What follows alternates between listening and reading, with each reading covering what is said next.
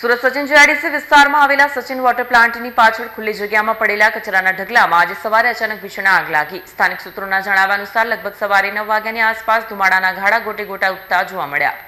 Surat Sachin GIDC વિસ્તારમાં આવેલા Sachin water પ્લાન્ટની પાછળ ખુલ્લી જગ્યામાં પડેલા કચરાના ઢગલામાં સવારે અચાનક ભીષણ આગ લાગી. આગની જાણ થતાં જ ગુજરાત પ્રદૂષણ નિયંત્રણ બોર્ડની ટીમ તેમજ નોટિફાઈડ એરિયાની ટીમ ઘટનાસ્થળે દોડી આવી. બંને ટીમોએ આજુબાજુના વિસ્તારમાં હવાની ગુણવત્તા અને સલામતીનું મૂલ્યાંકન કર્યું. પ્રાથમિક તપાસમાં આગ લાગવાનું કારણ હજુ સ્પષ્ટ થઈ શક્યું નથી, પરંતુ શુષ્ક હવામાન અને કચરામાં રહેલા જ્વલનશીલ પદાર્થોને કારણે આગ ઝડપથી ફેલાઈ હોવાની શક્યતા છે. અગ્નિશામક વિભાગની ટીમ પણ 2 ફાયર એન્જિન સાથે ઘટનાસ્થળે પહોંચી અને આગને કાબૂમાં લેવા પ્રયાસ હાથ ધર્યા.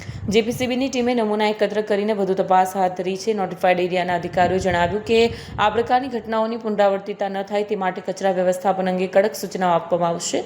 આગ ઉપર સંપૂર્ણ કાબૂ મેળવવા માટેની કામગીરી હાલ ચાલુ છે.